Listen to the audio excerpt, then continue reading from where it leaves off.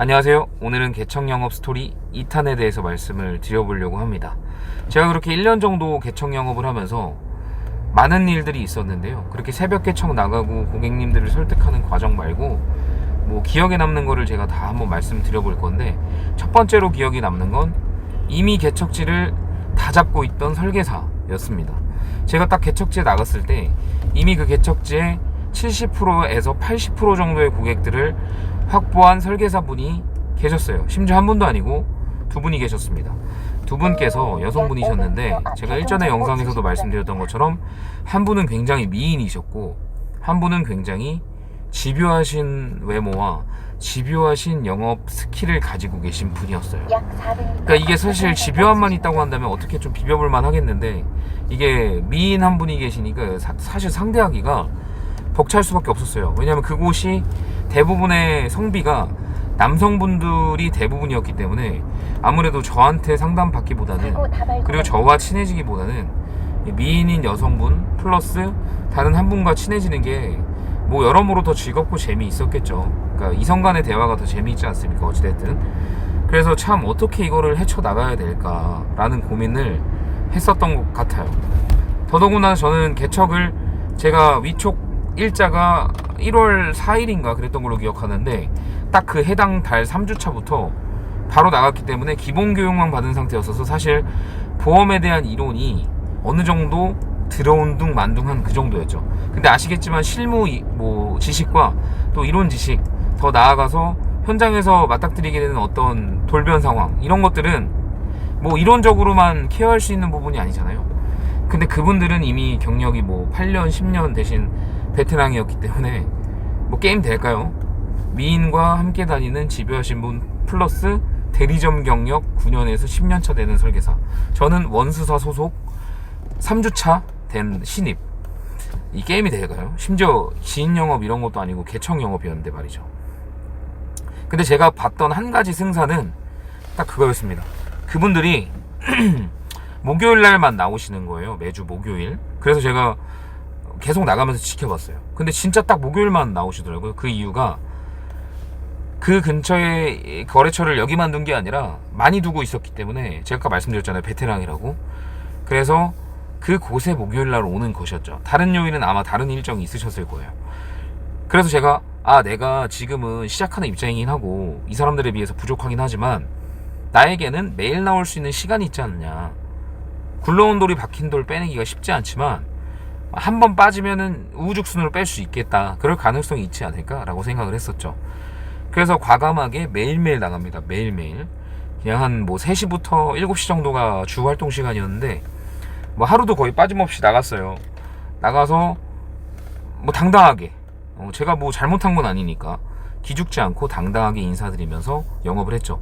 그런데 재밌는 건 그렇게 하다 보니까 그 공간 안에도 어떤 누수가 있다는 거, 빈틈이 있다는 걸 확인하게 됐습니다. 그 빈틈이란, 그분들이 영업도 참 잘하고 베테랑이셨는데 어쩔 수 없이 어떤 상황에서 불친절한 모습들 또는 보상이 늦어진다든지 충분히 받을 수 있음에도 불구하고 그것들을 어떤 이유로 해주지 않는다든지 이런 것들이 있었어서 그런 분들이 저한테 옮겨오기 시작했어요. 그러니까 거처를 옮기잖아요, 모든 사람들이.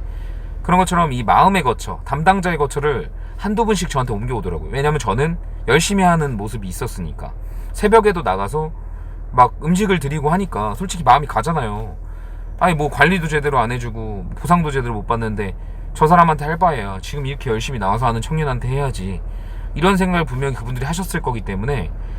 그렇게 한두 분이 넘어오면서 제가 느낀 건, 처음에는 변화가 없었는데요, 그 한두 분께서 이제 사고가 나고, 그리고 그 사고를 통해서 보상을 받는 일들이 생기니까 이제 무서운 건 그게 바이럴 입소문이 나기 시작한다는 거죠. 그 좁은 공간에서도.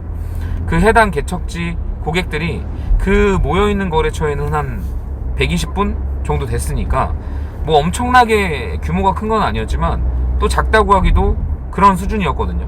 근데 제가 그렇게 한두 분 보상을 해드리고 부족한 부분을 만족시켜드리니까 그게 입소문이 났던 거죠.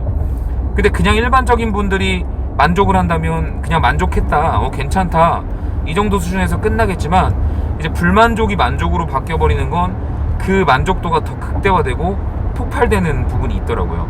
그래서 좋은 인식을 한두 분께 드릴 수 있게 되었고, 그리고 이제 그 현장에 나갔을 때 그분들을 마주하게 되면 일부러 다른 분들 들으시라고 어유 선생님 보상 얼마 잘 나가셨죠? 아이고 다 그게 다른 분들은 뭐 못 받으시는 분들도 계신데 선생님께서 저 믿고 가입해 주셔서 그 정도 보장 받으셔서 참 다행입니다. 주변에 다른 기사님들도 계속 소개시켜 주시고 도와주세요 라고 말을 했던 것 같아요. 물론 소개 요청은 제가 자주 한 건 아니지만 생각이 날 때마다 하긴 했어요.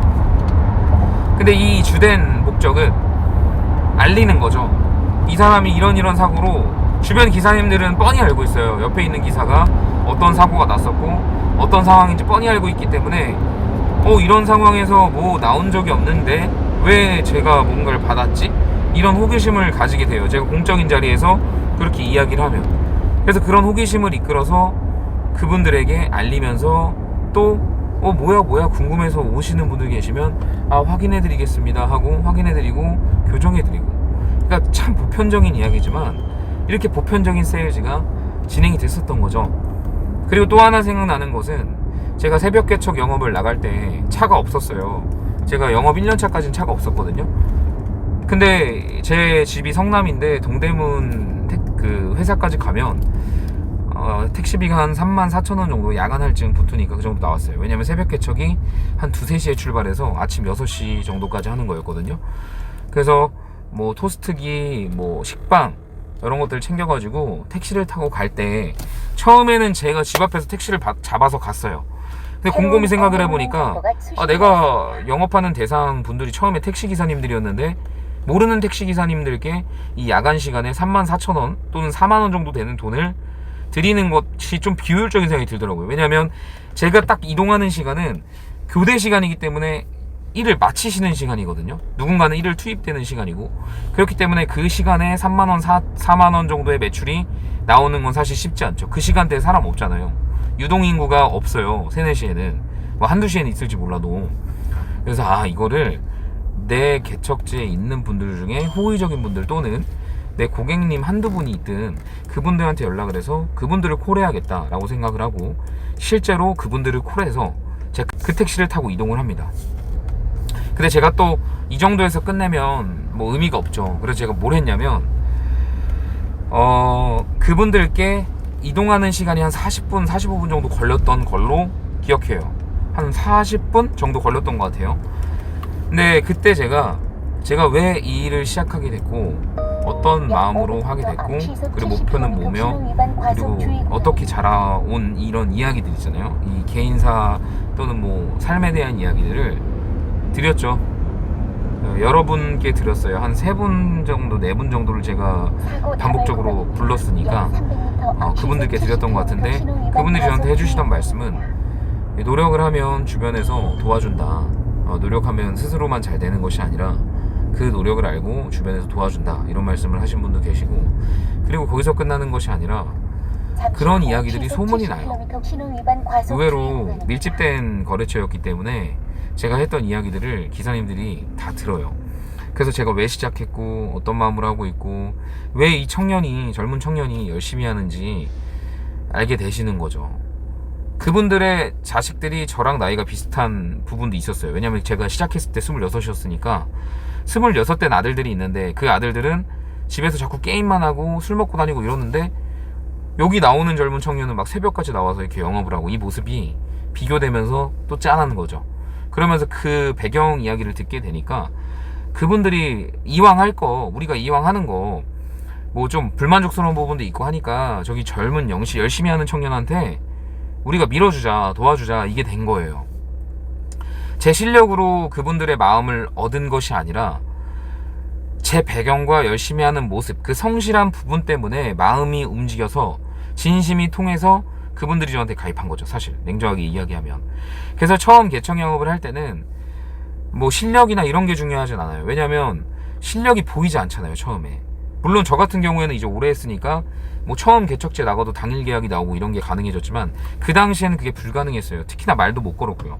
그러면 그런 우리가 할 수 있는 건 진정성을 그들에게 어떻게 전달할 수 있냐, 얼마나 그들의 어떤 방어 기제나 비판 의식을 완전히 없애서 나의 진심을 통할 수 있게 만드냐의 싸움인데, 진정성이 통할 수 있는 방법은 성실성밖에 없었다는 거죠. 꾸준함과 성실성.